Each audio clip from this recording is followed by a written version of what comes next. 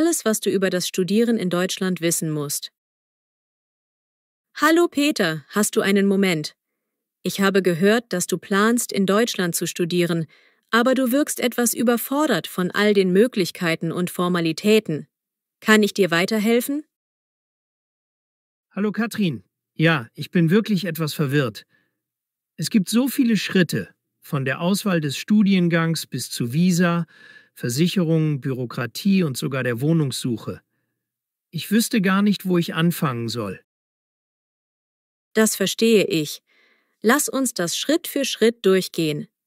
Zuerst einmal, wie findest du den passenden Studiengang und die ideale Universität? Ich weiß, dass es Seiten wie den Hochschulkompass und den DAAD gibt, aber was genau sollte ich beachten? Für den Einstieg empfehle ich dir, folgende Informationsquellen zu nutzen. Hochschulkompass www.hochschulkompass.de.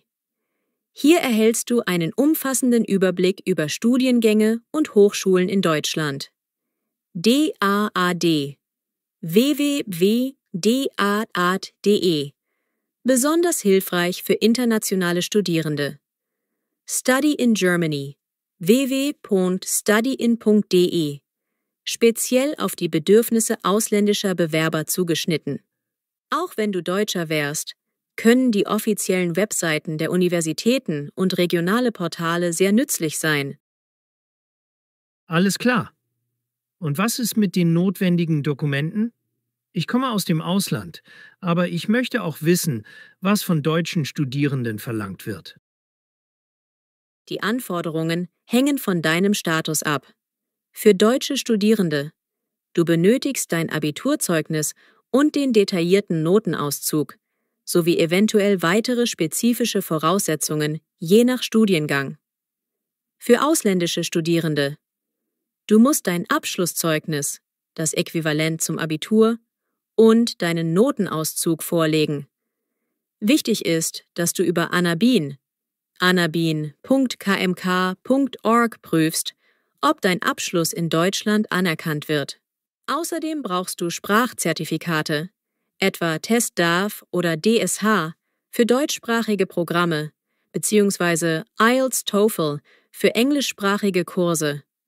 Alle Dokumente, die nicht in Deutsch oder Englisch vorliegen, müssen von einem vereidigten Übersetzer übersetzt werden. Für Asylbewerber: Du musst deinen Identitäts- und Statusnachweis, wie beispielsweise den Asylantrag oder eine BAMF-Bescheinigung, vorlegen. Auch unvollständige Schulzeugnisse sind hilfreich, um deinen bisherigen Bildungsweg darzustellen. Organisationen wie der Flüchtlingsrat oder lokale Integrationszentren können dich bei der Übersetzung und Zusammenstellung der Dokumente unterstützen. Verstehe. Wie läuft dann der Bewerbungsprozess ab?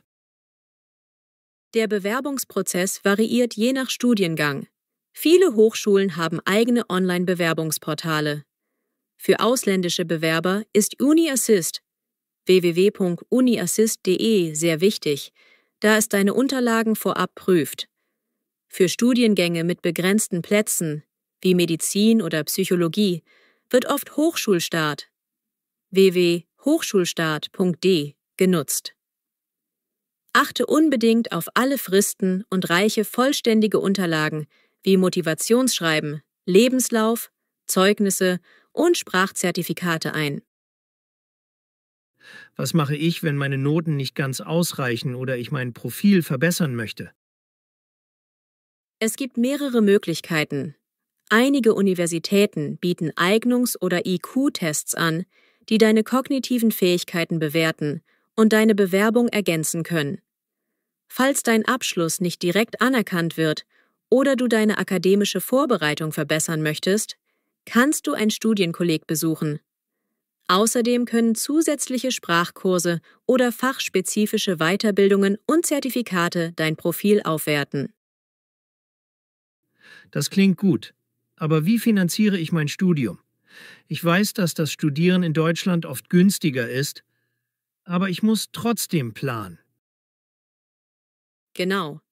Die finanzielle Planung ist essentiell. BAföG. Das ist die staatliche Unterstützung für Studierende. Und Infos dazu findest du auf www.bafög.de. Stipendien. Der DAAD bietet zahlreiche Stipendien an und Plattformen wie efellows.net listen weitere Fördermöglichkeiten. Viele Studierende arbeiten als Werkstudent oder haben Nebenjobs, um ihren Lebensunterhalt zu finanzieren. Es ist auch wichtig, die Lebenshaltungskosten in der jeweiligen Stadt zu kalkulieren. Webseiten wie Numbeo geben dir einen guten Überblick. Und was passiert, wenn ich kein EU-Bürger bin? Wie läuft das dann mit dem Visum und der Aufenthaltserlaubnis? Wenn du nicht aus der EU kommst, sind diese Schritte unerlässlich. Vor deiner Einreise musst du ein Studentenvisum bei der deutschen Botschaft oder dem Konsulat in deinem Heimatland beantragen. Nach deiner Ankunft in Deutschland musst du bei der Ausländerbehörde den Aufenthaltstitel beantragen. Dafür benötigst du in der Regel den Nachweis deiner Studienplatzzusage, einen Nachweis über deine Krankenversicherung und finanzielle Unterlagen. Apropos Krankenversicherung, wie funktioniert das in Deutschland? In Deutschland ist die Krankenversicherung Pflicht. Die meisten Studierenden wählen die gesetzliche Krankenversicherung, zum Beispiel AOK, TK oder BARMER, die oft günstig ist. In bestimmten Fällen kann auch eine private Krankenversicherung sinnvoll sein. Du musst den Versicherungsnachweis bei der Immatrikulation vorlegen. Und was muss ich nach meiner Ankunft in Deutschland an bürokratischen Schritten erledigen? Nach deiner Ankunft gibt es einige wichtige Schritte. Registrierung beim Bürgeramt, Einwohnermeldeamt. Du musst dich innerhalb 1 bis 2 Wochen anmelden. Dafür benötigst du deinen Reisepass, deinen Mietvertrag und GGF. Eine Wohnungsgeberbestätigung. Eröffnung eines Bankkontos. Das hilft dir, deine Finanzen zu verwalten. Typischerweise benötigst du dafür deinen Ausweis, einen Mietvertrag und deinen Immatrikulationsnachweis. Abschluss von Telefon- und Internetverträgen. Es ist sinnvoll, diese frühzeitig zu regeln. Außerdem solltest du an Orientierungsveranstaltungen teilnehmen, die dir helfen, dich in der neuen Umgebung zurechtzufinden. Und wie gehe ich mit all den Dokumenten und Fristen um? Gute Organisation ist hier das A und O. Dokumente organisieren und sichern. Scanne alle wichtigen Unterlagen, Zeugnisse, Übersetzungen, Formulare und speichere sie digital in der Cloud sowie in Papierform. Authentizität prüfen. Stelle sicher, dass alle Dokumente apostilliert, beglaubigt und bei Bedarf von einem vereidigten Übersetzer übersetzt sind. Fristen im Blick behalten. Nutze einen Kalender oder eine To-Do-App, um alle wichtigen Termine, von Bewerbungsfristen bis zur Visumsverlängerung, zu überwachen. Eingangsbestätigungen überprüfen.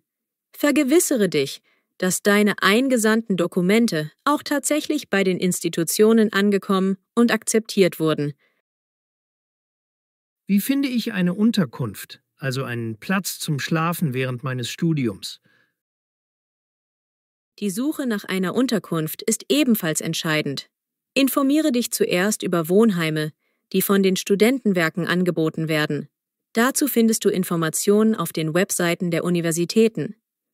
Für WG-Zimmer oder geteilte Wohnungen sind Websites wie WG Gesucht, www.gesucht.de oder Studenten-WG, www.studentenwg.de sehr hilfreich. Du kannst auch Portale wie Immobilien-Scout24, www.immobilienscout24.de oder Immowelt, www.immowelt.de nutzen, um nach Apartments zu suchen. Zudem helfen oft soziale Netzwerke, beispielsweise Facebook-Gruppen zur Wohnraumsuche oder lokale Wohnungsagenturen weiter. Und wie integriere ich mich in die neue Kultur und Umgebung? Die Integration ist genauso wichtig wie die akademische Vorbereitung. Nimm an Orientierungs- und Mentorenprogrammen teil, die an vielen Universitäten während der Orientierungswochen angeboten werden.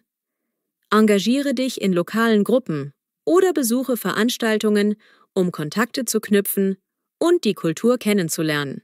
Wenn du Unterstützung brauchst, gibt es auch Beratungsangebote oder psychologische Betreuung, um den kulturellen Umbruch besser zu bewältigen. Also, um das noch einmal zusammenzufassen, ich recherchiere den passenden Studiengang und die Universität über Hochschulkompass, DAAD und Study in Germany. Ich organisiere alle notwendigen Dokumente, je nachdem, ob ich deutscher, ausländischer Bewerber oder Asylbewerber bin, inklusive Abiturzeugnis, Notenauszug, Sprachzertifikate und beglaubigte Übersetzungen. Ich bewerbe mich über Portale wie UniAssist, Hochschulstart oder direkt über die Universitäten und achte genau auf die Fristen. Falls nötig, verbessere ich mein Profil durch Eignungs- oder IQ-Tests, den Besuch eines Studienkollegs und zusätzliche Zertifikate. Ich plane die Finanzierung mit BAföG, Stipendien, Nebenjobs und kalkuliere die Lebenshaltungskosten. Für Nicht-EU-Bürger beantrage ich rechtzeitig ein Studentenvisum und regle nach der Einreise den Aufenthaltstitel. Ich schließe eine passende Krankenversicherung ab und erbringe den Nachweis. Nach meiner Ankunft erledige ich bürokratische Schritte, wie die Anmeldung beim Bürgeramt, die Eröffnung eines Bankkontos und den Abschluss von Telefon-Internet-Verträgen. Ich organisiere und sichere alle meine Dokumente und behalte die Fristen im Blick. Bei der Unterkunftssuche nutze ich Wohnheime, WG-Portale, Immobilienwebseiten, soziale Netzwerke oder Agenturen. Und schließlich integriere ich mich durch Orientierungsprogramme, lokale Veranstaltungen und gegebenenfalls psychologische Unterstützung in die neue Kultur. Genau, Peter. Wenn du jeden dieser Schritte sorgfältig planst und umsetzt, wird dein Übergang zum Studium in Deutschland viel reibungsloser verlaufen. Vielen Dank, Katrin. Deine Erklärungen haben mir sehr geholfen und ich fühle mich jetzt viel besser vorbereitet. Gerne, Peter. Denk immer daran. Organisation, frühzeitige Planung und das Einholen von Unterstützung, sei es über Beratungsstellen, Mentoren oder in sozialen Netzwerken, sind der Schlüssel zum Erfolg. Viel Glück bei deinem Studium in Deutschland. Danke, Katrin. Ich werde jetzt gleich mit der Planung beginnen und dich auf dem Laufenden halten. Auf Wiedersehen. Auf Wiedersehen, Peter, und alles Gute für deinen Start in Deutschland.